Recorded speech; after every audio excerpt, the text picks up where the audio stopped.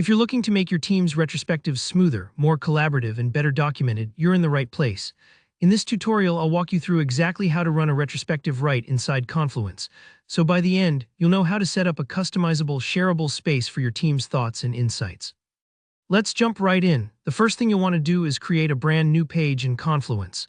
Think of this page as your blank canvas, where all of your team's feedback and ideas will come together. To do this, simply head up to the top of your Confluence workspace and look for the Create or Add Page button. Give that a click, and don't worry if you've never made a page before. Confluence is really user-friendly, so everything is right where you'd expect it. Once you have your page open, scroll all the way down to the bottom. Here's a small but important detail.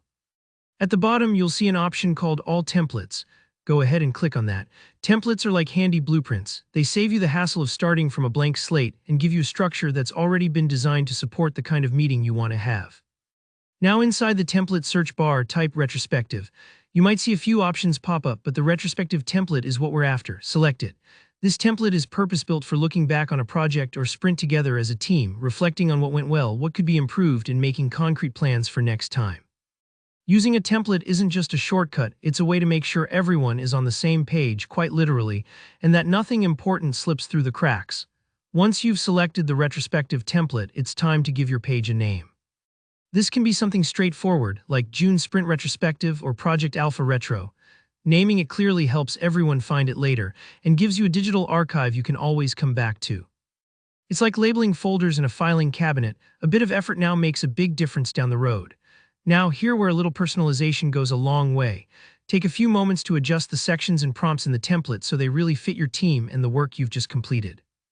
Maybe you want to add a section for shoutouts or special team kudos, or tweak the questions so they're super relevant to recent challenges you faced.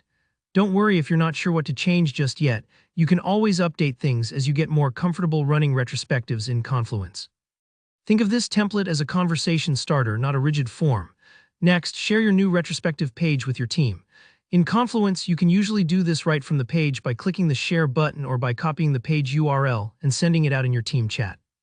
Sharing early gives everyone time to jot down their thoughts or even add comments ahead of the meeting. The retrospective works best when everyone feels included and has a voice, so don't skip this step. Finally, once you're happy with how everything looks and you've made sure your team has access, go ahead and hit Publish. This saves the retrospective and makes it visible to your whole team. Now you're ready to kick off your session, gather feedback, and keep improving with each project.